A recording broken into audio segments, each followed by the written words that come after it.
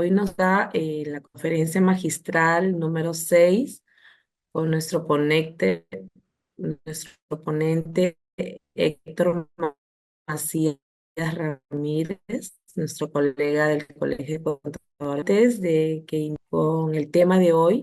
Gracias al colega Héctor Macías, de quien pues sabemos es como decía el profesor Hernán, un iluminado en las contrataciones públicas.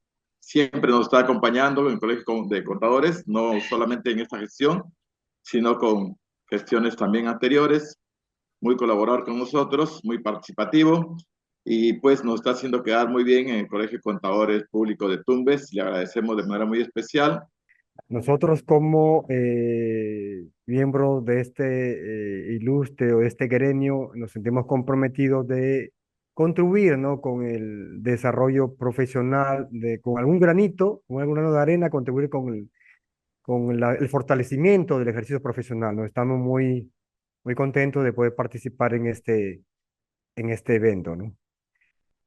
Bueno, gracias, ¿no? Entonces, vamos a compartir el material que hemos preparado, de ya se los hago llegar se lo va a llegar a Teresa, a la colega Teresa Luna Lavalle, para que ella se los comparta o se los haga llegar, ¿no? Se los haga llegar. A ver, una pequeña captura de pantalla para las redes sociales, un momentito, por favor.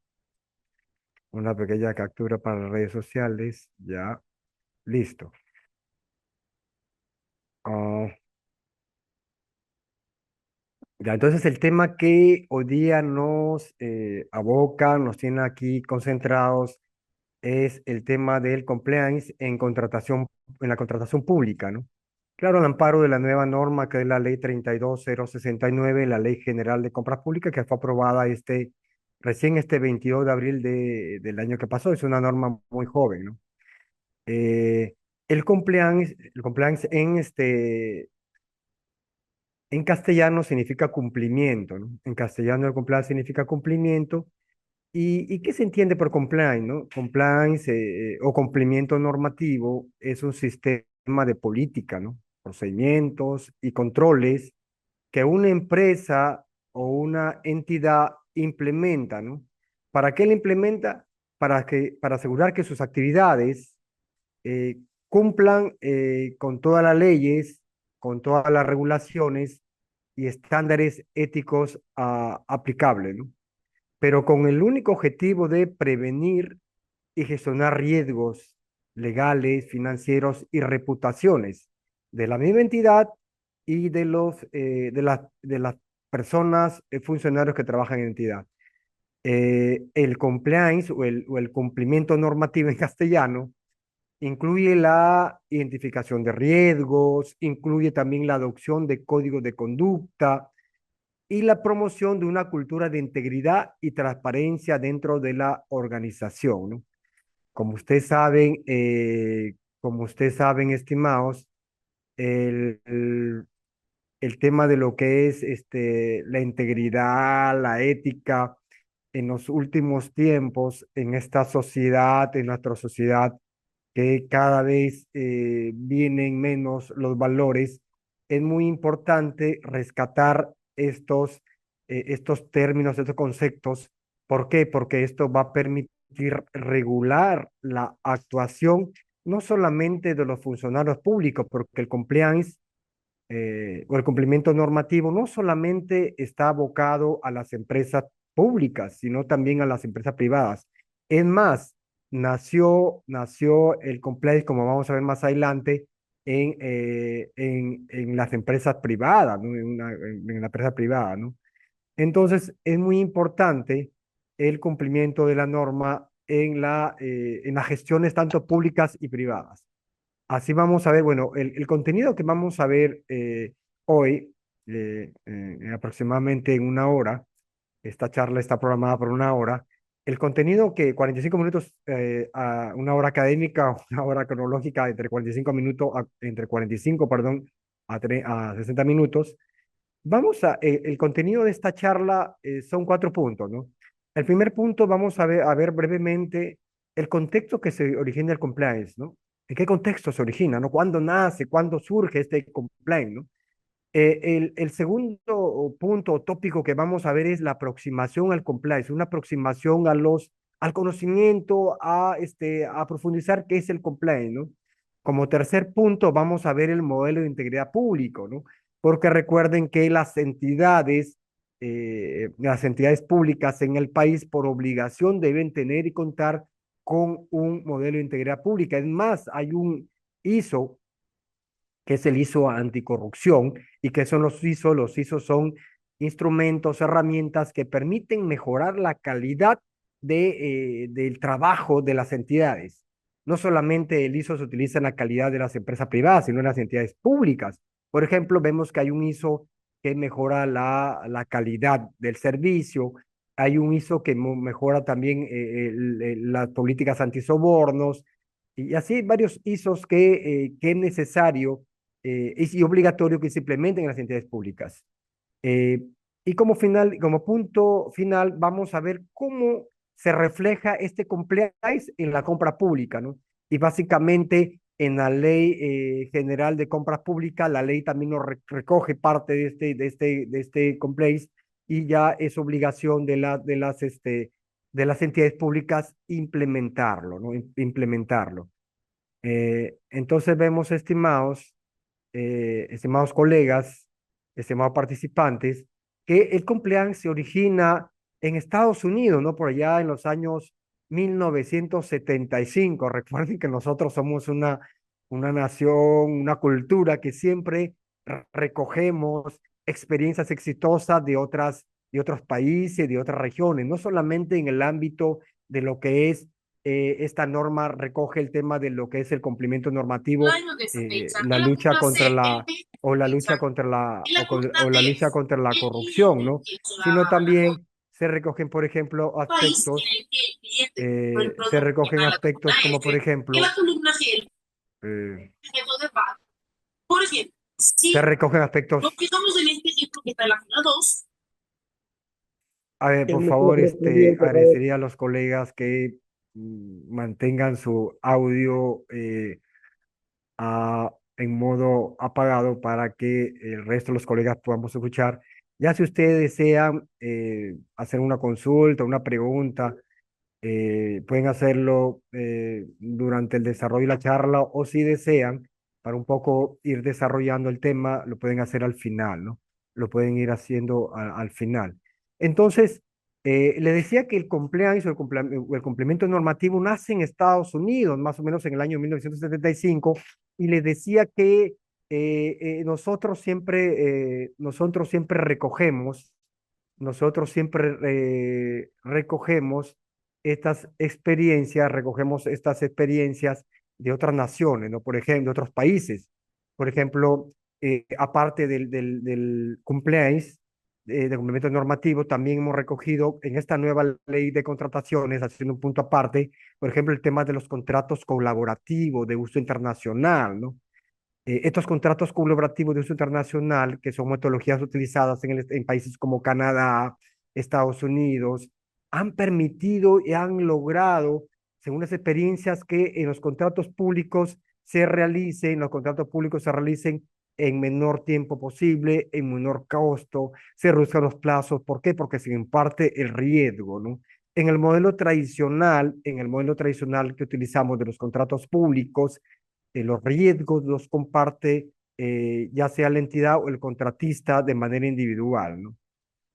Pero en estos contratos colaborativos de uso internacional, el riesgo lo comparten tanto un grupo de proveedores o con la misma entidad, de tal manera que al compartir los riesgos se minimizan también los riesgos de construcción, ¿no? Se minimizan los plazos y los tiempos. Entonces, volviendo al tema del compliance, le decía que este, este, ese sistema, este enfoque nace en Estados Unidos en el 1975 a partir de escándalos no relacionados a pagos irregulares, ¿no? A empresas como a empresas y funcionarios públicos y partidos políticos de países extranjeros, ¿no? Es así que el Congreso estadounidense comienza a implementar este sistema de complaint, ¿no? Y básicamente se evaluó en aquel entonces, ¿no? Qué aspectos fallaban, ¿no? En las corporaciones involucradas en estos actos de corrupción, ¿no? Y cómo estas empresas pueden prevenir situaciones como esta, ¿no? Situaciones de la corrupción que anteriormente que les he mencionado, ¿no? ¿Y qué es el compliance en términos generales? El compliance tiene que ver con sistemas de cumplimiento de las empresas, organizaciones privadas y entidades. ¿Cumplimiento de qué? Cumplimiento de los aspectos normativos. Y no solamente cumplir los aspectos normativos, por ejemplo, en el ámbito laboral, las entidades, las empresas privadas están obligadas de cumplir con las disposiciones laborales que emiten las normas laborales, ¿no? Y si nos vamos, por ejemplo, cuando hablamos, por ejemplo, de una transferencia o cuando tú recibes un dinero, también el sistema financiero, tú tienes que en el banco registrar quién te está transfiriendo el dinero o por qué monto, ¿no? Entonces, este compliance busca que las entidades públicas y privadas, valga redundancia, cumplan con las disposiciones normativas, ¿no?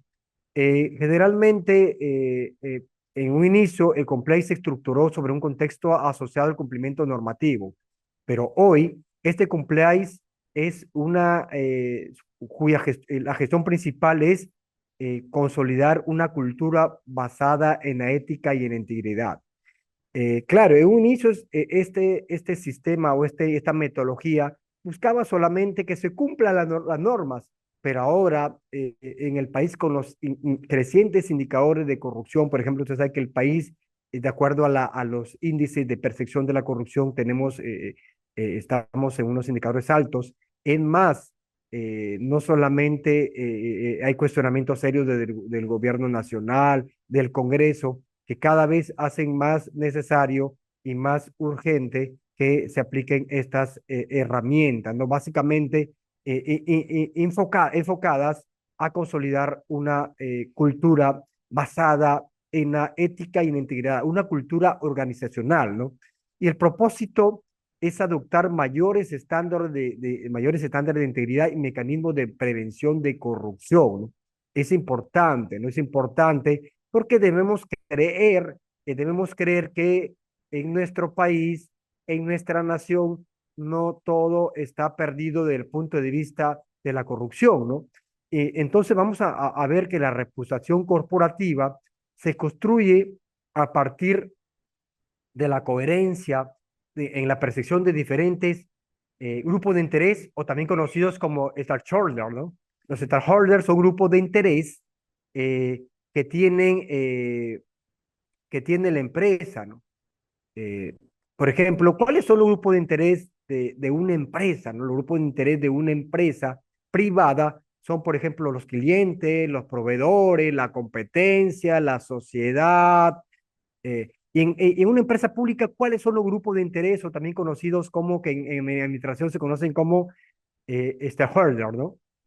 Son, por ejemplo, los órganos de control, los beneficiarios, porque recuerden que la gestión pública, a diferencia de la gestión privada busca, o las empresas privadas buscan maximizar la rentabilidad de los socios, a diferente que la gestión privada, de la gestión pública busca generar o maximizar el bien común, el bienestar general, a través de la generación del valor público. ¿Y cómo se genera el valor público? Se genera el valor público cuando tú vas a un hospital y en el hospital encuentras, o cuando se construye un hospital y este hospital no logra cumplir la finalidad para la cual fue construido, ¿no?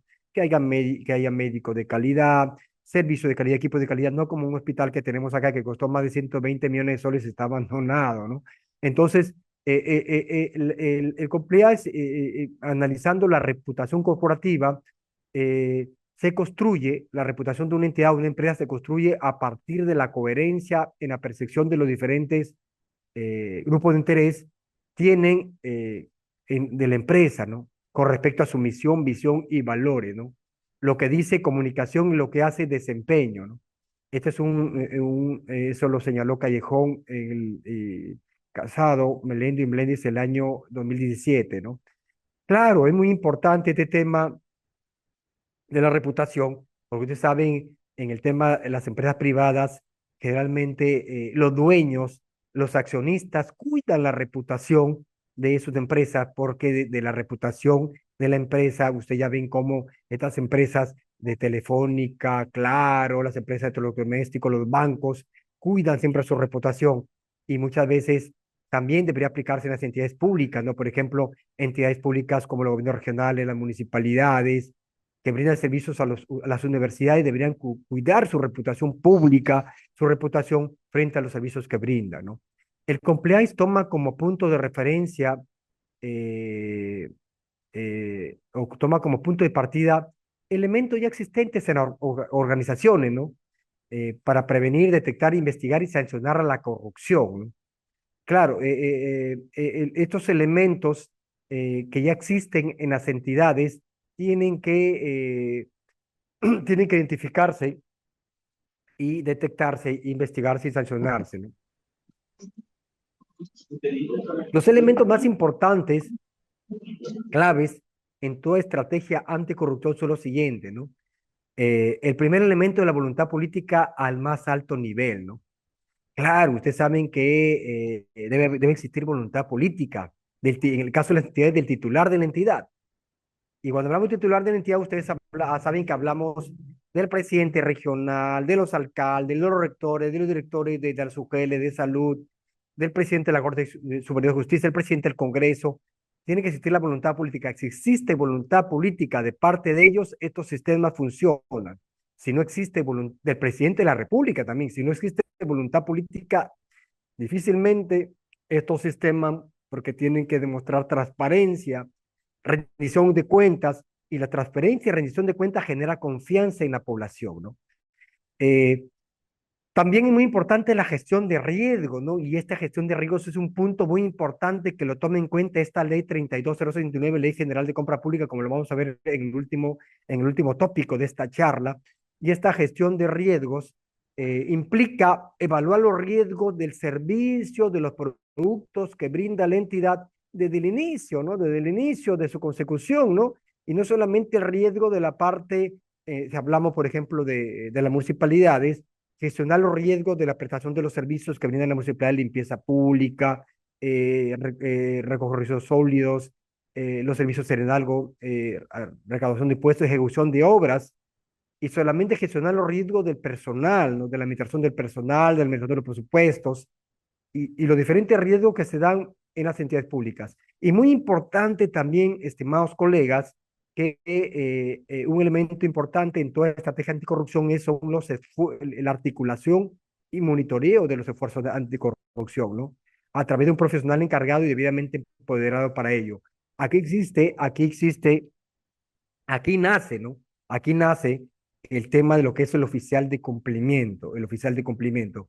Ustedes saben que existen oficiales de cumplimiento, por ejemplo, las ONG, organismos no gubernamentales que reciben donaciones del extranjero, te pide la superintendencia de bancos y seguros que tú cuando registres, cuando te presentes un proyecto o cuando te registres, debe presentar un oficial de cumplimiento. Y este oficial de cumplimiento debe ser una persona íntegra que no debe tener sanciones, investigaciones, falta, ¿no? Entonces, es muy importante que en la entidad se designe un oficial de cumplimiento, ¿no? Eh, los otros elementos estructurales de los programas de cumplimiento que podrían impedir también la criminalidad de empresas y contra empresas con el siguiente contenido, ¿no? Por ejemplo, se debe tener muy en cuenta también elementos en el establecimiento del compliance, por ejemplo, la definición y comunicación de valores y objetivos empresariales que deben ser respetados, ¿no? ¿Qué valores y qué objetivos? Debe haber una cultura de integridad, ¿no?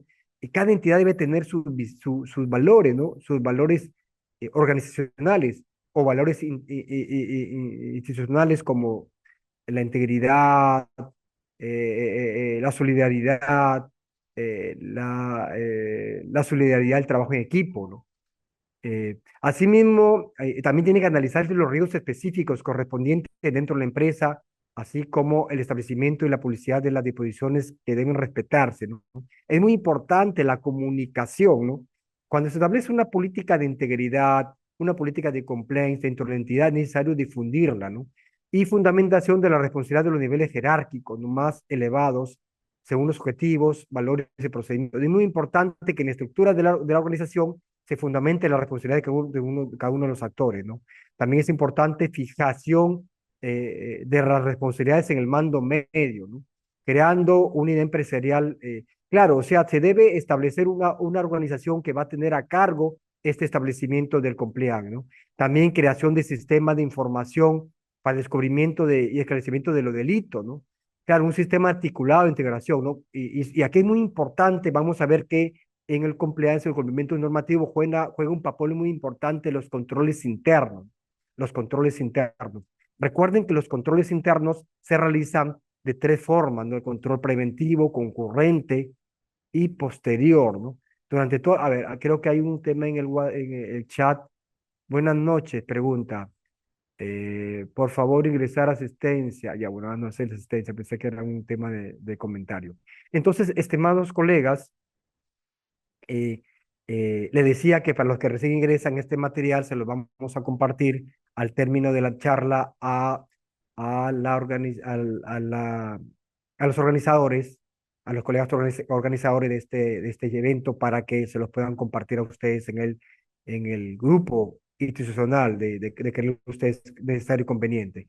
Entonces, muy importante, le decía, los sistemas de control interno.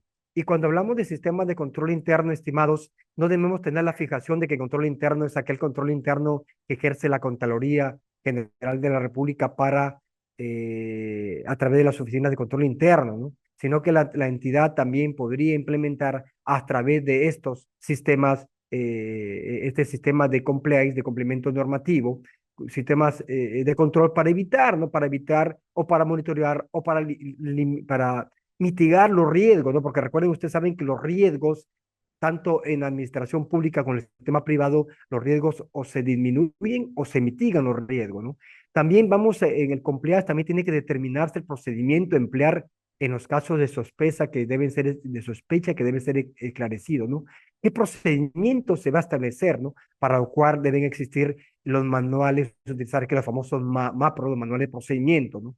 Donde se va a establecer cuál va a ser el procedimiento para aplicar este compliance, ¿no?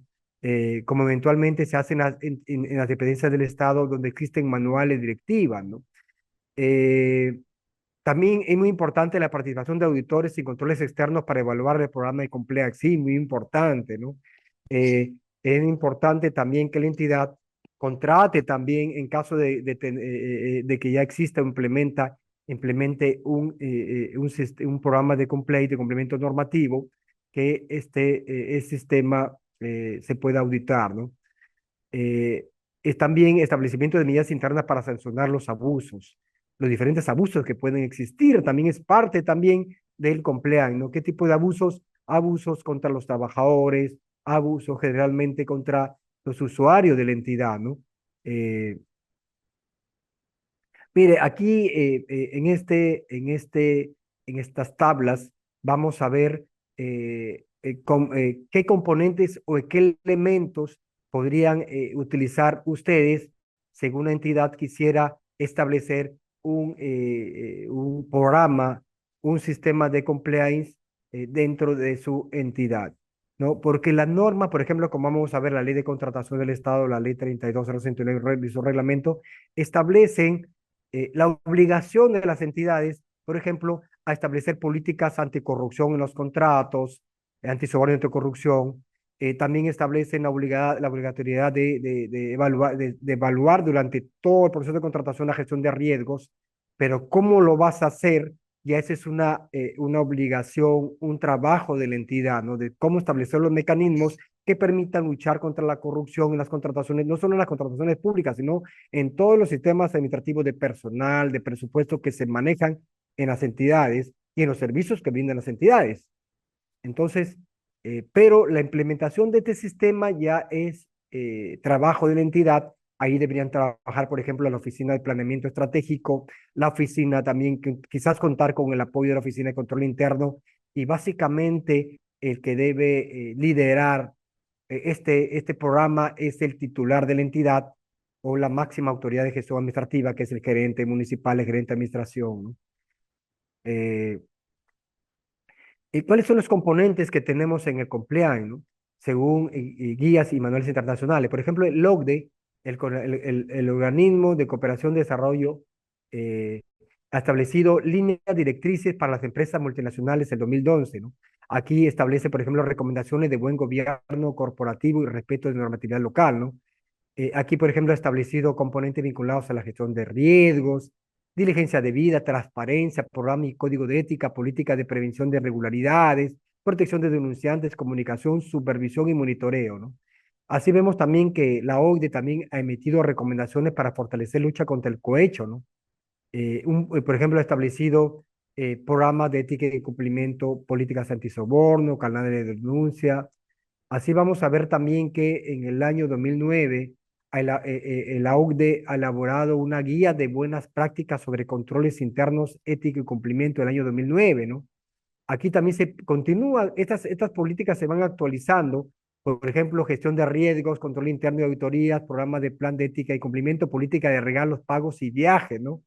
¿Qué hacer, por ejemplo, cuando es aceptable que un trabajador que brinda un servicio en una entidad reciba un regalo de un beneficiario del servicio, de un proveedor, supervisión y monitoreo, compromiso de la alta dirección, la transparencia, que es muy importante, ¿no? Porque ustedes saben que la transparencia y la rendición de cuentas genera confianza en los ciudadanos. Si usted quieren generar confianza en los ciudadanos, ya sea que ustedes trabajen en un gobierno regional, gobierno local, en una universidad, en una facultad, en una universidad, generen confianza. ¿Cómo generan confianza los ciudadanos? A través de la transferencia cuando piden cierta información, y la transparencia se materializa a través de la rendición de cuentas. ¿Y cómo se rinde cuentas? Del trabajo que realizas, de los recursos que utilizas. También la OCDE en el 2004 estableció normas directrices sobre responsabilidad social empresarial, ¿no? Aquí estableció componentes vinculados a la ética, por ejemplo, transparencia, comunicación, control interno de auditoría, la definición clara de responsabilidades. El año 2011, la OCDE nuevamente estableció directrices para elevar competitividad, eficiencia y transparencia, ¿no? Aquí estableció derecho, independencia de accionistas, transparencia, comunicación, integridad. Como vemos, eh, como las ciencias empresariales, las ciencias administrativas, las ciencias de la administración pública son cambiantes, se actualizan constantemente, y también la conducta tanto de los empresarios, de los proveedores, de los funcionarios públicos, de los servidores, y de esta interacción que existe entre los proveedores, funcionarios públicos y los beneficiarios, es cambiante. Entonces también los organismos reguladores como la OCDE, como el Banco Mundial, constantemente están actualizando los documentos para mejorar este sistema de compliance, ¿no? Por ejemplo, vemos que en el año 2010 hay un documento que se llama Integrity Compliance Guidelines, que establece estándares y principios internos que pueden guiar a las empresas en su implementación del compliance, ¿no? Aquí tenemos que, por ejemplo, se establece el código de conducta antifraude, la colusión y otras prácticas coercitivas, ¿no? Ustedes saben que la colusión es un delito de corrupción de funcionarios que está tipificado en nuestro Código Penal, ¿no? Y que podrían incurrir los funcionarios públicos que trabajan en una de en las contrataciones públicas, cuando benefician a los proveedores con cierta obra o licitación a cambio de una ¿no? Dádiva. Compromiso de la alta dirección, liderado, encargado de compliance, ¿no? Aquí se establece ya quién es el encargado del compliance, ¿no? Ese oficial de cumplimiento, ¿no? Que se va a encargar del cumplimiento normativo de una entidad, ¿no? La gestión de riesgo, ¿no? Política interna de diligencia de vida, conflicto de intereses, ¿no? El tema de conflicto de intereses, que es un tema es un término que ha surgido en nuestros códigos de ética de la función pública, ¿no? Y el conflicto de intereses es que, por ejemplo, eh, a ver, el conflicto de intereses es cuando un funcionario público tiene la obligación de prestar sus servicios a la entidad buscando siempre el beneficio de la colectividad de la sociedad. Pero cuando surge un elemento que pone en duda, que hace cuestionar si su cumplimiento de su obligación de satisfacer las necesidades de la población, cuando surge un hecho que genera el riesgo, entonces eso se llama conflicto de intereses y hay que declarar primero el riesgo y hay que declarar el riesgo y hay que mitigarlo. Ejemplo, a ver, ejemplo. Eh, yo soy miembro trabajo en una entidad, soy el comité de selección, estoy participando en una selección, pero resulta que a ese proceso de selección se presenta eh, un proveedor del cual yo he sido contador de la empresa, ¿no? Yo he sido contador de mucho tiempo, ¿no? Entonces ahí se podría generar un conflicto de intereses, ¿no? O de repente tú tienes trabajas en una municipalidad y tienes que otorgar una licencia o un trámite, o una aprobación o un contrato, ¿no? Por ejemplo, no. A ver, es una selección de personal, de contratos CAS o contratos, y tú eres parte del comité de selección. Y resulta que en la selección se está presentando una participante eh, que es eh, que es madre de familia en el colegio donde estudia tu hijo, ¿no? Y pertenece a la FAFA que tú perteneces. Entonces, ese hecho de cierta cercanía podría generar un conflicto de interés, ¿no? ¿Por qué? Porque tú con esa cercanía podrías tú de alguna manera, tu decisión de seleccionar al personal, podrías inclinarlo a beneficiar a esa persona. Entonces, estos conflictos de interés, es por eso que cada los funcionarios cuando asumen el cargo, cuando cada año tienen que hacer una declaración jurada de intereses. ¿Y qué implica la declaración jurada de intereses? Que tienes que declarar dónde trabajas, eh, qué relaciones tienes en tu trabajo, ya sea como trabajador dependiente, como trabajador independiente, y quiénes son tus familiares, ¿no? ¿Quiénes son tus familiares? Tus familiares. También en el Banco Mundial, en esta guía, el Banco Mundial estableció controles internos. También tenemos el Foro Económico Mundial, ¿no? Principios para contrarrestar el soborno, ¿no? Principio para implementar programas de cumplimiento de integridad, ¿no? Programa o plan anticorrupción, código de ética, políticas internas de prohibición de cohecho, contribuciones políticas, donaciones, regales de reclutamiento de personal y compras. Miren, contribuciones políticas. Miren, la ley anterior, la ley 3225, que ya no está vigente, en uno de sus impedimentos establecía que estaban impedidos de contratar con el Estado un poco, quizás, me imagino que esta ley que fue aprobada más o menos por esos años, por el año 2014, me imagino que tomó referencia estos principios del Foro Mundial de 2009, señalaba que si una empresa privada financiaba a un candidato de un partido determinado y este candidato ganaba las elecciones, esta empresa estaba impedida de participar en la gestión de este alcalde, de este gobernador regional. Este impedimento con esta nueva ley, ley 32069, ha sido sustraído, ¿no? O sea que tenemos un Congreso actualmente que tiene ciertos cuestionamientos, ¿no? Ciertos cuestionamientos. Es más, este Congreso eh, un poco así dando espaldas a este tema de conflicto de intereses, a estas recomendaciones del Banco Mundial de Conflicto de Intereses, con la ley 3225, la anterior ley de contrataciones, establecía que los familiares de los congresistas estaban impedidos de contratar en cualquier entidad, tanto el congresista durante el ejercicio de sus funciones y hasta 12 meses después de dejar el cargo estaban impedidos de contratar tanto el congresista como sus familiares, hasta 12 meses después. Con esta nueva norma, con la ley 32069, ahora los familiares de los congresistas hasta el segundo grado de consanguinidad y segundo de afinidad están impedidos de contratar con el Estado solamente en la entidad que trabajan. ¿Qué quiere decir? Que en el Congreso. ¿Qué quiere decir? Que si un congresista tiene un hijo, tiene un familiar, tiene una esposa, una nuera, un yerno, un sobrino, no va a poder trabajar en el Congreso, pero sí puede trabajar en cualquier otro ministerio, en un gobierno regional, en una universidad, en un gobierno local. Entonces, ¿cómo quedan estas disposiciones del conflicto de intereses, del Foro Mundial frente a eso, ¿no? Entonces, vemos muchas veces que estas actuaciones un poco también atentan, ¿no? Intentan, y tenemos un Congreso bastante cuestionable en estos aspectos. Ahora vamos a ver el modelo de integridad pública. El modelo de integridad pública, vamos a ver qué es el modelo de integridad pública y cómo se relaciona el modelo de integridad pública con el compliance, ¿no?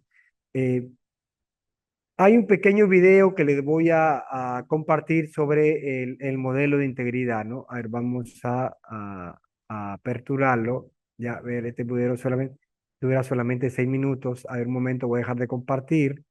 Es un pequeño video para que se motiven, para que se alienten, ¿ya? A ver, sí, le decía que, estimados, vamos a compartirles este pequeño video de lo que es vamos a compartirles este pequeño video de lo que es el modelo de integridad, un poco para que ustedes recuerden o qué cosa es el modelo de integridad, ¿no? Realmente ustedes ya lo conocen, ¿no? Ustedes ya lo conocen. A ver, le voy a compartir el video. A ver un momento, aquí está, con sonido.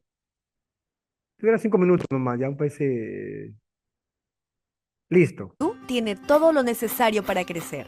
Una gran historia, una cultura muy variada e infinidad de riquezas y recursos naturales. Pero existe una barrera que limita su desarrollo: la corrupción. La corrupción sigue siendo uno de los principales problemas de nuestro país. Afecta los derechos de las personas, genera pérdidas económicas y debilita la confianza de la ciudadanía en el Estado y sus funcionarios. La corrupción produce desigualdad, exclusión y desencanto. Por décadas, la lucha contra la corrupción estuvo marcada principalmente por un modelo centrado en la persecución y sanciones de las faltas y los actos delictivos, sin prestar mayor atención a las causas que los originaron.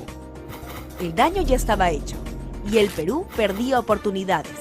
La sensación de impunidad y la revelación de nuevos y graves casos de corrupción expresaron los límites de un modelo típicamente reactivo, con dificultades para romper el círculo vicioso y repetitivo de la corrupción. Frente a ello, en el Perú emergió la integridad con un enfoque nuevo, centrado en la gestión de riesgos y estándares de cumplimiento, no solo para prevenir y detectar la corrupción, sino para proteger el interés común y mejorar el desempeño ético de los funcionarios públicos. En el año 2018 se aprobó el Plan Nacional de Integridad y Lucha contra la Corrupción, como resultado del análisis de diversas recomendaciones nacionales e internacionales para orientar la implementación de un conjunto de acciones hacia el 2021. Este plan contiene un modelo de integridad para facilitar la comprensión y aplicación de este nuevo enfoque en las entidades del sector público. El modelo de integridad cuenta con 9 componentes, los cuales debidamente articulados permiten aplicar un conjunto de herramientas y orientaciones prácticas para contribuir con una gestión pública moderna, con capacidad para prevenir y actuar oportunamente frente a la corrupción y otras prácticas cuestionables. Veamos cómo funciona el modelo de integridad en una entidad pública. Para establecer cultura de integridad en cualquier institución, es fundamental el compromiso de alta dirección. Es aquí donde se observa el liderazgo de las autoridades. Por ejemplo, al introducir la integridad como un valor esencial en la cultura organizacional, se consolidan las políticas de cumplimiento.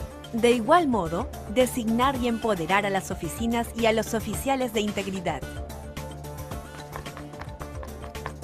Para tomar mejores decisiones es necesario identificar los procesos o actividades más vulnerables en las instituciones, aquellos que podrían ser objeto de un acto de corrupción o prácticas cuestionables que riñan con la ética. Evaluando correctamente los riesgos, se planifican medidas más eficaces para minimizar sus efectos. Es necesario regular las conductas y prácticas de los funcionarios públicos, especialmente en situaciones de riesgo, precisando con claridad qué es y qué no es correcto en su institución. De esta manera, se reduce el margen de duda y la comisión de actos no deseados, a través de medidas concretas que expresen una posición clara en la entidad. La transparencia es un principio inherente a la función pública, uno de los mecanismos de prevención de la corrupción más importantes. Sin este componente, el modelo de integridad estaría incompleto. Hoy es inadmisible que una entidad niegue el acceso a la información pública o incumpla las normas de transparencia y rendición de cuentas.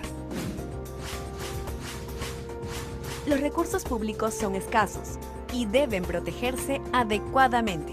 Es necesario fortalecer el sistema de control interno en el proceso de mejora continua para alcanzar los objetivos institucionales eficazmente y cooperar con el control gubernamental para que los recursos públicos sean utilizados de manera eficiente.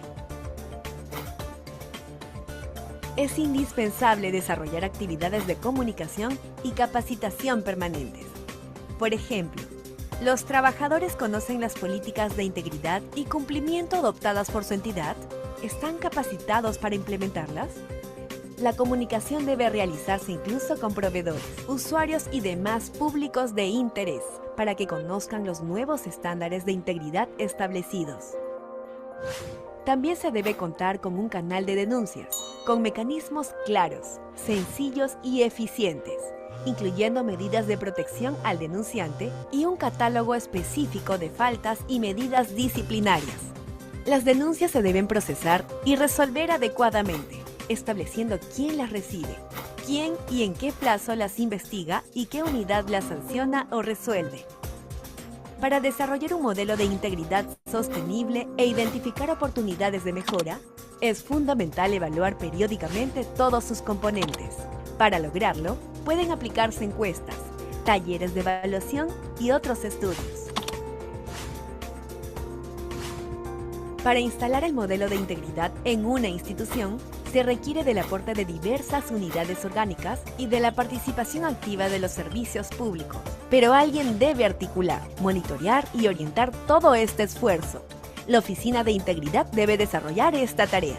Este es el modelo de integridad, un modelo de compliance para el sector público, que traerá importantes beneficios para todos.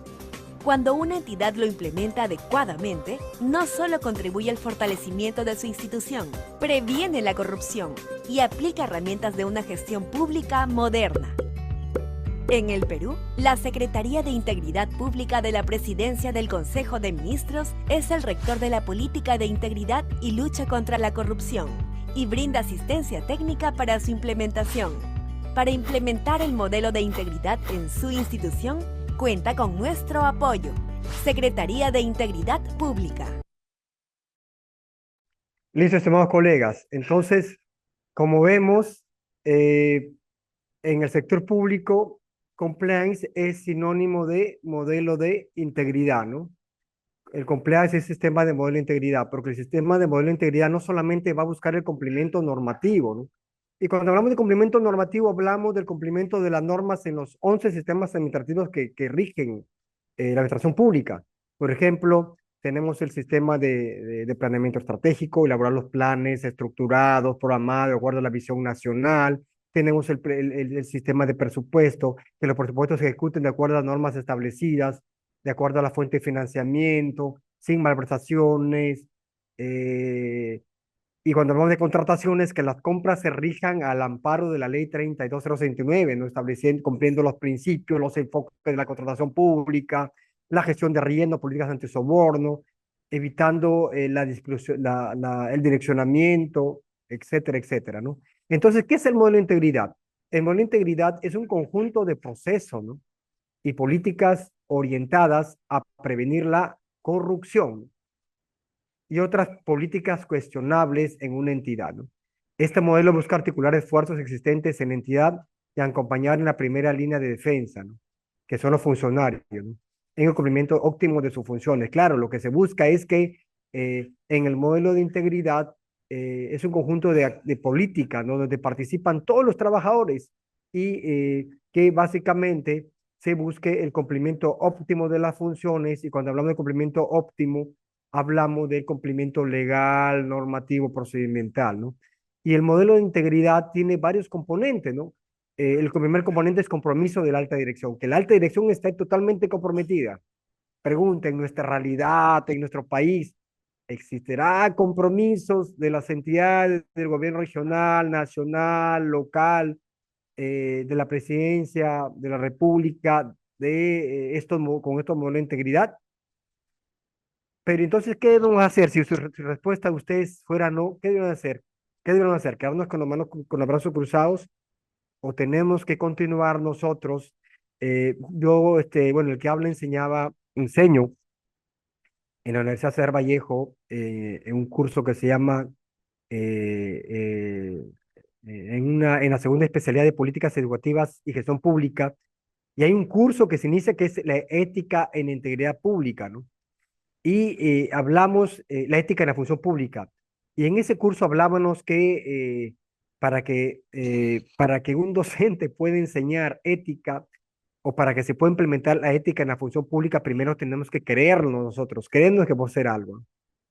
Entonces, otro componente hay para los que recién ingresan, haciendo un paréntesis en el último punto, que ya lo vamos a ver en unos cuantos minutos más, vamos a ver cómo es que se refleja este compliance o cómo lo dispone la ley 32069, la ley de contrataciones públicas, cómo lo dispone aspectos básicos de lo que estamos viendo en el compliance, ¿no? Eh, a ver, hay una pregunta. Colega Héctor dice, Teresa Luna, es importante la optimización de de las compras a través de cambios innovadores, medio digital para la mejor utilización del presupuesto, control adecuado, atención de necesidades. Sí, efectivamente, estimada Teresa, sí, efectivamente, ¿no? Vamos a ver cómo las entidades públicas deben que tener en cuenta el contexto, ¿no? Y el contexto, ¿por qué? Porque las entidades públicas, o el Perú no es una isla, y las políticas nacionales tienen que recoger las tendencias internacionales, como por ejemplo es las tecnologías de información, la inteligencia artificial, la conectividad, ¿no? Y las herramientas se deben utilizar estas herramientas, ¿no? Del uso de la inteligencia artificial, las tecnologías de comunicación. Es muy importante, ¿no? Porque permiten simplificar, sistematizar, agilizar, ¿no? Agilizar los procedimientos y los procesos, ¿no? Otro componente importante es la gestión de riesgo, ¿no?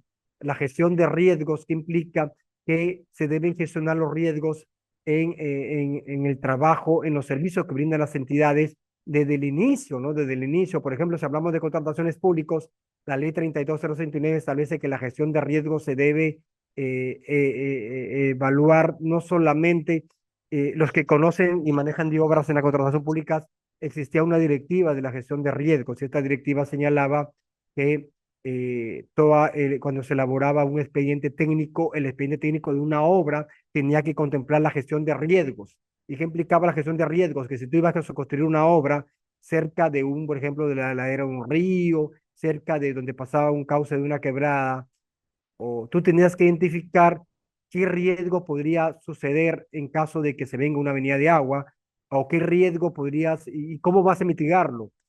Algo parecido pasó, por ejemplo, en el tema de lo que fue la construcción de un puente, que ustedes recuerdan en Lima, cuando el año 2017 llovió torrencialmente, en Lima nunca llovía, y se desplomó un puente y el alcalde de aquel entonces dijo que el puente no se cayó, sino se desplomó. El tema es que ese puente había sido construido para soportar una avenida quizás de agua de 500 metros cúbicos por segundo, pero en lluvia vino más de 1800 y se llevó con todo el puente, ¿no? Entonces, la gestión pública, las compras públicas no deben solamente evaluar los riesgos en la contratación, sino los riesgos en la actuación en el proceso de contratación o en la interacción entre la entidad, los funcionarios a cargo de la selección, a cargo de la elaboración del requerimiento, del término de referencia y aquellos que van a seleccionar al proveedor, ¿no? A ver, en el chat me escriben, en el chat Fabio Fiesta dice socio. A ver, dice Fabio Fiesta, dice @socio, dice Fabio Fiestas. Eh, entonces vamos a ver las políticas de cumplimiento de integridad. Claro, deben establecerse políticas que deben seguir o establecer las entidades para cumplir este modelo de integridad, ¿no? ¿Qué políticas, directrices, procedimientos, ¿no? Las políticas regulan generalmente, las políticas identifican el problema y establecen como pautas, procedimientos, soluciones a cómo manejar este modelo de integridad. La transparencia es muy importante, la transparencia generalmente cuando un usuario, un proveedor en las contrataciones solicita información, la información tiene que brindársele. Si bien es cierto, a ver, con respecto a la transparencia en las contrataciones públicas, perdón, las contrataciones públicas recoge el tema de la transparencia. Si bien es cierto, hay dos leyes, la ley de transparencia de acción, la ley de transparencia de acceso a la información pública, que señala cuando un ciudadano solicita información, partiendo del principio de que la información que produce el Estado es pública. Por ejemplo, ustedes podrían pedir información de cuánto gana un funcionario de una entidad, de una municipalidad, cuánto gana, cuál es su remuneración, cuántos días trabajó en el mes, qué actividad realizó, cuántos informes emitió, cuántos días faltó, cuál es el presupuesto modificado. O sea, toda esa información es pública, salvo la información calificada como reserva, como reservada o información confidencial o privada. Tú no podías, por ejemplo, pedir el teléfono, el teléfono, el correo del funcionario porque es una información privada. Eh, eh, la norma dice que esta norma de transparencia de acción, de transparencia de acceso a la información pública dice que la información se otorga dentro de 10 días hábiles, ¿no? Pero la norma de contrataciones, que es una norma especial, dice eh, que el expediente, que la oferta ganadora, una vez consentida la BONAPRO, los proveedores pues tienen acceso inmediato. ¿Qué es el mayor acceso inmediato? Más tardar el día siguiente. Una cosa es acceso inmediato a la información del expediente de contratación, que quiere decir que tú puedes, tienes la obligación la entidad de entregarte al día siguiente para que tú puedas tomarle fotos, hacer anotaciones. Y otra cosa es que la entidad te otorgue fotocopias, ¿no? Si tú quieres que la entidad te otorgue fotocopias o te emita la información que tú requieres al correo electrónico, ahí sí te acoges al acceso a la información pública, que son 10 días hábiles. Pero si tú pides acceso a la información del expediente de contratación que establece la ley de compras públicas, ese es a más tardar al día siguiente solicitado. Y el acceso a la información significa que tú tienes que darte el expediente y tú puedes no llevártelo a tu casa, pero sí puedes sacar fotocopia, puedes tomar fotografías o hacer anotaciones. Ya si quieres acceso a la información pública, tendrás que solicitarlo y luego te darán las fotocopias que quieras conveniente. Los controles son muy importantes, por están resaltados en rojo, los controles previos, concurrentes y concordantes, ¿no? La comunicación y capacitación es importante, sensibilizar todos estos sistemas, ¿no? El canal de recepción de procedimiento de denuncia, la supervisión y monitoreo y la creación de oficina de integridad institucional, ¿no?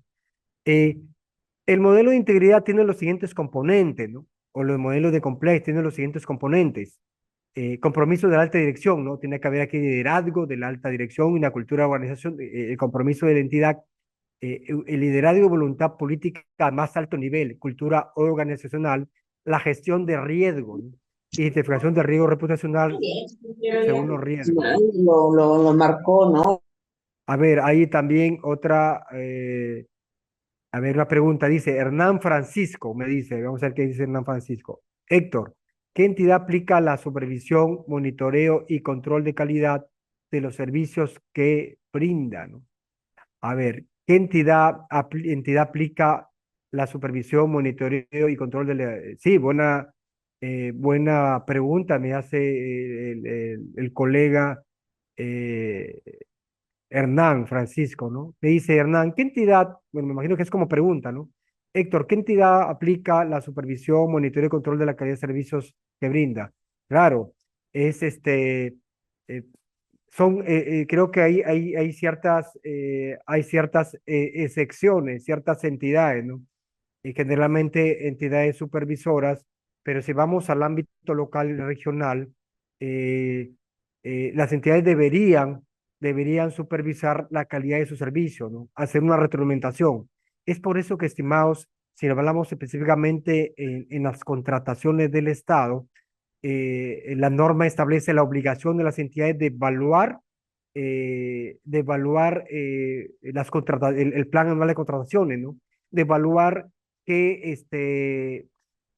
cómo fue la ejecución de estas contrataciones, qué riesgo tuvo, qué nudo tuvo, ¿no? Qué nudo, qué problema tuvo, ¿no? Ya sepa en la elaboración de los términos de referencia, de requerimiento, en la determinación del comité de selección. Entonces, Si bien es cierto, hay muchas entidades que no lo realizan, pero es por eso que este sistema de compliance busca normalizar, busca estabilizar estas políticas de modelo de integridad o ¿para qué? Buscando en el mejoramiento de la calidad de los servicios. Es más, si revisamos la directiva del Centro Estratégico de Planeamiento Nacional que regula la elaboración de las políticas públicas, los planes y los programas ¿por qué? Porque las entidades brindan servicios para cumplir políticas públicas, ¿no? eh, Políticas, por ejemplo, de disminuir la pobreza, políticas de mejorar el desarrollo, y esas políticas se materializan en proyectos y planes. Y estos planes y proyectos deberían tener programas de seguimiento y monitoreo, porque ustedes saben los componentes de las políticas, ¿cuáles son? De las políticas públicas o las fases.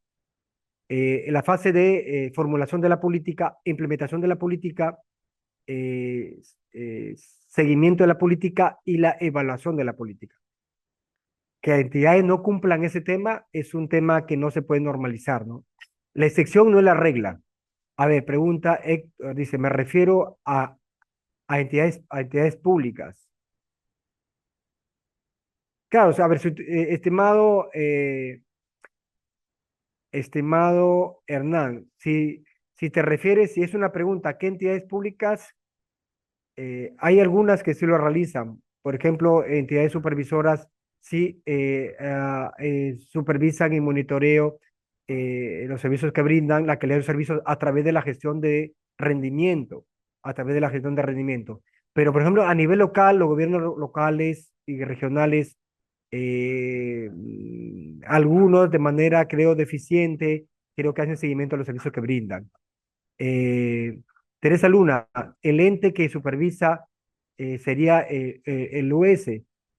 Bueno, el US tiene ciertas funciones, ¿no? El US es el organismo especializado de contratación eficiente que supervisa aleatoriamente a través del SEACE cierto procedimiento de selección, ¿no?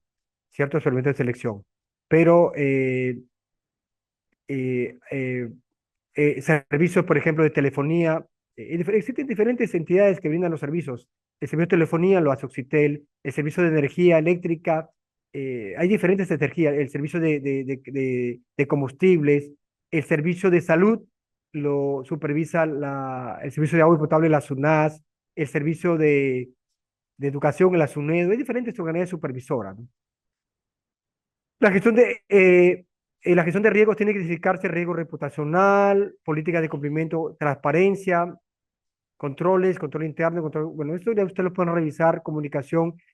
eh, Ustedes como aplicación, ya un poco no quiero extenderme mucho para ingresar ya al punto que tiene que ver con las contrataciones, a la ley básicamente que se refiere al tema de compliance, y luego vamos a poder responder todas las preguntas que quieran convenientes de los colegas, ya sea a través del chat, del Zoom o a través del audio, del audio, ¿no? Como aplicación de esto que hemos visto del sistema de integridad, por ejemplo, ustedes, las entidades, eh, tú, mi estimado Hernán Francisco, no sé en entidad que trabajas, podrías tú proponer un mini plan de compliance público o un modelo de integridad en entidad que trabaje, ¿no? Susceptible que se pueda implementar en entidad, ¿no? Y también considerar los componentes del modelo de integridad público o plantear acciones o componentes que estén más orientados a la actividad de la entidad, que permitan promover una cultura de integridad. Efectivamente, lo que tú señalabas, ¿no? Se podría considerar los componentes que hemos visto, ¿no? Para plantear acciones que permitan hacer seguimiento y monitoreo de los servicios para verificar que se cumple el modelo de integridad. Ahora, con respecto a la ley 32, la nueva ley general de compras públicas, también considera algunos de los aspectos del compliance que hemos visto. Por ejemplo, si nosotros revisamos en el artículo 5 de la ley, y ya con 3, 5 diapositivas más culminamos, si revisamos el artículo 5, lo de la ley de contrataciones, en los principios rectores de la contratación pública habla del principio de legalidad. ¿Y qué habla del principio de legalidad? Las partes involucradas en el proceso de contratación deben actuar con respeto a la constitución política, la ley y el derecho dentro de facultades atribuidas y de acuerdo a los fines conferidos. ¿Qué quiere decir eso? que los funcionarios públicos que participan en la contratación pública, ¿quiénes participan en la contratación pública? Participan, por ejemplo, el titular de la entidad cuando aprueba ciertas contrataciones directas, el gerente de administración o gerente municipal cuando aprueba los expedientes de contratación, los comités de selección cuando evalúan, las áreas usuarias cuando elaboran el requerimiento que no esté discrecionado y que elaboren el requerimiento de acuerdo a lo que establece la ley de contrataciones, los proveedores cuando presentan sus ofertas, cuando se sujetan a las políticas de anticorrupción, cuando firman esa declaración jurada de que no tienen impedimento para contratar con el Estado, que no tienen un familiar, que no están sancionados, inhabilitados. Entonces, las entidades, los actores tienen que cumplir con este principio de legalidad. Es una obligación de cumplir con las normas de contrataciones públicas, no solo la norma de contrataciones, sino la ley de presupuesto, la ley de personal, cuando se habla del acceso a la información pública, la ley de nepotismo. También vemos que en el artículo 6 de la misma ley habla de enfoque, ¿no? Al aplicar la presente ley, los operadores consideran los siguientes enfoques, ¿no? ¿Qué enfoque es el enfoque de gestión de riesgos en la contratación pública, ¿no?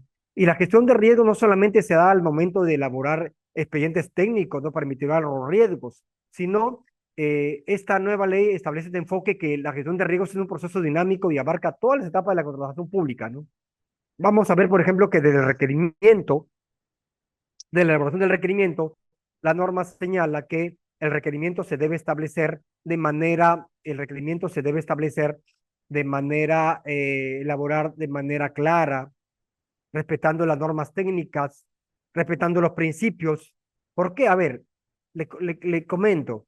Trabajé una vez, he trabajado también en una dependencia del Ministerio de Salud, un hospital regional, donde los jefes de departamento, por ejemplo, el jefe de departamento de ginecología, él, si es cierto, él es el que elaboraba el requerimiento, pero el requerimiento no lo tiene que elaborar de manera direccionada. ¿Y qué hacía este jefe de departamento de ginecología? Este jefe de departamento de ginecología, este jefe citaba a un proveedor a su oficina y el proveedor le pasaba el catálogo del bien y este catálogo simplemente lo copiaba tal cual en el requerimiento y se lo pasaba a la oficina logística. La oficina logística está en función, de acuerdo a la norma, de no puede modificar el requerimiento sin aprobación de la usuaria. Entonces, el requerimiento, el comité de selección simplemente lo plasma en las bases de selección, tal cual. Y los proveedores, hay una etapa donde pueden hacer consultas y observaciones a las bases.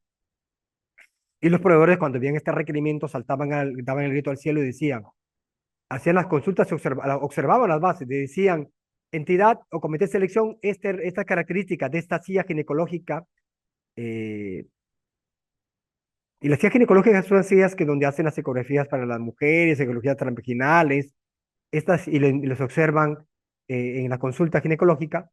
Esta silla pertenece a la marca El Trome, cuestionaba el proveedor, ¿no? Varios proveedores, ¿no? Quítale esta característica porque yo no puedo participar.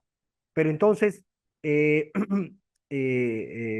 área usuaria, la oficina logística le trasladaba al área usuaria esta consulta y el área usuaria decía, no, yo me mantengo en mis 13 y yo quiero cumplir con yo quiero este requerimiento porque yo soy la área usuaria, yo necesito esa silla.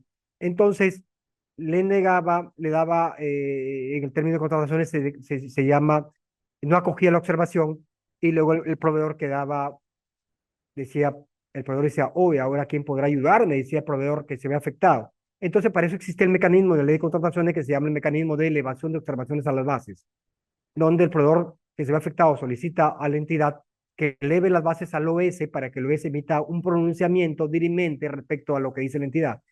Y el OS, que es el organismo especializado en contratación eficiente, decía, le metía hablando así de manera figurativa, le metía un cocacho a la entidad, le decía, entidad, pórtate bien, quita este requisito que pertenece a tal marca para que pueda participar mayores proveedores. Entonces, ahora ese proceso de evitar requerimientos discrecionales, de evitar requerimientos dirigidos que limiten la libre competencia y concurrencia, que es otro de los principios de la contratación pública, tiene que evaluarse en un procedimiento que se llama estrategia de contratación, que lo tiene a cargo la oficina logística, ¿no? Entonces, como ven, esta gestión de riesgos tiene que evaluarse desde la elaboración del requerimiento, durante la selección, durante la firma de contrato, ¿no? Porque es un proceso dinámico, ¿no? Esas actividades y acciones se realizan sobre la base de identificación, análisis, valoración, gestión y control de los riesgos, que permiten tomar decisiones informadas y aprovechar las oportunidades derivadas de esto, ¿no? Eh, las entidades tienen que, dice la norma en el artículo 6 de la ley, en el literal B, que las entidades realizan gestión de riesgos a fin de aumentar la probabilidad, el impacto de los riesgos positivos y disminuir los riesgos negativos, ¿no? Que puedan afectar el cumplimiento de la finalidad pública buscada. ¿Qué pasó con estos riesgos? Si tú omites los riesgos, que el proceso se retrasa, puede incurrirse en nulidades y que se va a afectar de la población. Otro aspecto importante es el artículo 46 del reglamento de la ley de contrataciones también, que habla de la estrategia de contratación, lo que le decía hace un momento, ¿no? Que la estrategia de contratación es un proceso, también es un término nuevo. Antes lo conocíamos como resumen ejecutivo, ¿no? Que era un estudio. Actualmente, con la nueva modificación, el artículo 46 del reglamento establece la estrategia de contratación, ¿no? Que es una estrategia que tiene que tener a cargo la oficina de logística. La oficina de logística ahora ya no se llama órgano encargado de contrataciones, sino se llama dependencia encargada de contrataciones. Y esta dependencia encargada de contrataciones, ODEC, con base al requerimiento, que les señalé el ejemplo, analiza y evalúa de manera integral las variables que participan en la contratación, ¿no? En base al principio de valor por dinero, ¿no? ¿Y cuáles son ¿Y qué es el principio del valor por dinero? El principio del valor por dinero significa que el dinero, que es de todos nosotros, le demos mayor valor, lo maximicemos. ¿Y cómo maximizamos el valor, el dinero? Lo maximizamos cuando nuestras contrataciones son eficientes, son eficaces, y cuando hablamos de eficacia, que se cumpla la finalidad pública de la contratación, que construyamos una carretera que no se va a rajar, que va a cumplir la finalidad de la transitabilidad, que sea de calidad, que, que el producto que se compre, el bien, el servicio o la obra cumpla su vida útil, y sin importar el precio. Ahora ya no importa el precio, ahora lo que prime es la calidad. Con la ley 30 o 25 se elegía al proveedor que ofrecía el menor precio. ¿Qué más? Considerando la información obtenida en la interacción con el mercado y aquella proporcionada con el área usuaria, ¿no? En esta estrategia se evalúan varios elementos y entre ellos he resaltado en el literal S, identificación de aquello que afecta o impulsa el objetivo del proceso de contratación, lo que incluye la gestión de riesgos, ¿no? Tiene que evaluarse todo aquello que impulsa o afecta el proceso de contratación. Es parte de los riesgos. Y ejemplo, ¿no? A ver, en el gobierno regional, en el gobierno regional, el que habla en algunas oportunidades por invitación, he enseñado en la maestría en gestión pública en el curso de contrataciones del Estado, y un estudiante me preguntaba, me decía, que trabajaba en el gobierno regional, me decía, doctor, en, eh, yo trabajo en el gobierno regional, y cuando hemos elaborado el requerimiento, cuando hemos elaborado el requerimiento no lo ha elaborado un experto que tenga conocimiento del objeto de la convocatoria, ¿no? ¿Quiénes son los que conocen de maquinaria pesada, ¿no? Porque habían comprado maquinaria pesada. Los que conocen de maquinaria pesada son los ingenieros electromecánicos. Entonces, un ingeniero electromecánico, lo ideal sería que él elabore el requerimiento. ¿Por qué? Porque la norma establece también que las áreas usuarias pueden pedir el apoyo de profesionales, contratarlos si no lo tienen. Me decía, en nuestra entidad tenemos ingenieros civiles, no tenemos nosotros ingenieros electromecánicos, y el expediente técnico de la compra de maquinaria lo elaboró un ingeniero civil del área de infraestructura. Con el respeto que se merecen los ingenieros civiles, ellos conocen de estructuras, de construcciones, pero no conocen de maquinaria pesada. Entonces, producto de eso, se compraron maquinarias deficientes, maquinarias que no cumplen con la característica, y hay hay una acción de control de la Contraloría General de la República que indica que esas maquinarias son deficientes y están en mal estado y tienen problemas. Entonces, eso tiene que evaluarse también en la gestión de riesgos. Y también, ya nos vamos al contrato, ya cuando están firmados los contratos o cuando se firmen los contratos, el artículo 60 del reglamento establece que los contratos obligatoriamente, los contratos que se firma la entidad con el contratista ya que ganó la buena pro, que la buena pro consentida, los contratos tienen que tener la siguiente cláusula. Tiene que tener una cláusula de garantías, cláusula anticorrupción y antisoborno, ¿no? Y la cláusula anticorrupción y antisoborno señala que en caso se detecte durante todo el proceso, en cualquier momento del proceso, que ha habido corrupción o que ha habido soborno, el contrato es nulo de derecho, es nulo. Y también que señala esta cláusula que las entidades tienen que declarar a las partes que no ha habido soborno. Otra cláusula importante es la gestión de riesgo, ¿no? Que señale que la entidad procura gestionar los riesgos que hemos visto anteriormente, ¿no? Eh, bueno, aquí se repitió. Y estimados, y con eso culminamos esta presentación. Espero que a ver, hay una pregunta, un comentario, me dice, a ver, hay una pregunta larga aquí. Fabio Fiestas, a ver, Fabio Fiestas ha hecho una pregunta, vamos a responderla. Buenas noches, Héctor, me dice el colega Fabio Fiestas. Actualmente se viene implementando en instituciones del gobierno regional el funcionamiento de la unidad de integridad, pero de acuerdo a los indicadores, ¿qué dice? De acuerdo a los indicadores, Incore Tumbes es ya, es la última, está en el último lugar de las regiones en el indicador de confianza de la población en sus instalaciones públicas. ¿Qué debemos hacer para salir de este último lugar? Muy interesante tu pregunta, mi estimado Fabio Fiesta. ¿Qué se debe hacer para salir de los últimos lugares de la percepción de corrupción, lo que le señalé, ¿no? Transparentar, ¿no? Rendir las cuentas, transparentar la gestión, ¿no? Y transparentamos la gestión cuando realizamos al apego de la norma, ¿no? Cambiar eso que existe, ¿no? ¿Por qué existe, por qué la percepción, por qué la población percibe de que existen grandes indicadores de corrupción en la región? Por lo que vemos, ¿no? Denuncias constantes, favorecimiento a los familiares de las autoridades, direccionamiento de obras abandonadas, paralizadas. Tenemos un hospital que se construyó, que está abandonado, con 120 millones, se cayó. Otro hospital que se está construyendo, que se hizo con un expediente técnico deficiente.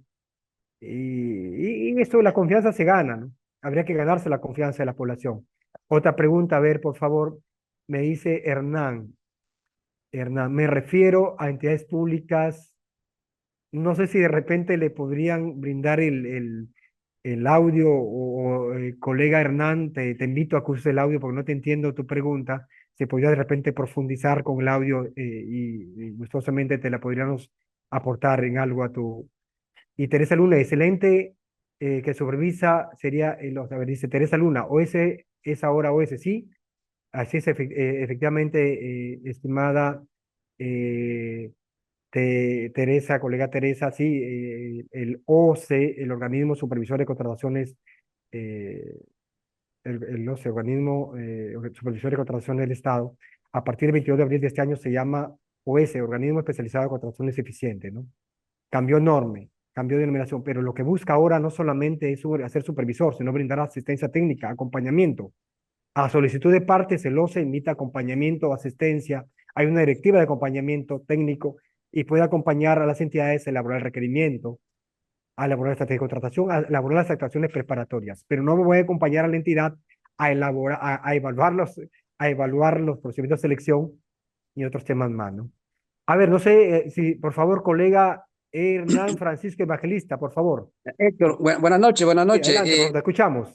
Solamente, como se llama, quería precisar, lógicamente todos conocemos que, que las entidades públicas, de como se llama supervisión, control de calidad y el seguimiento de los procesos de servicios, no lo hacen casi en la mayoría de los casos. Por eso lógicamente tenemos tantas deficiencias en todo, casi en el 80% de las entidades públicas.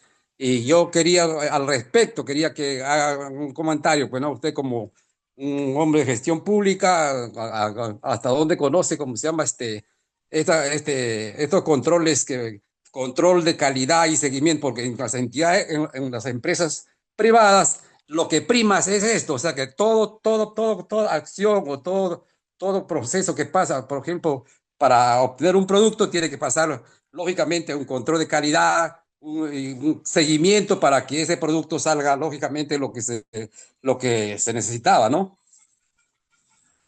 Sí, gracias, colega evangelista. Sí, colega, usted también tiene bastante experiencia en gestión pública, gracias por su aporte. Sí, efectivamente, ¿no? Como usted señala, sí, la realidad, a ver, les señalo un ejemplo, ¿no? A ver, en los cursos también de contratación pública que hacíamos en la maestría, uno de los trabajos que le dejamos a los maestristas, maestrantes, es que evalúen un plan anual de una entidad, ¿no?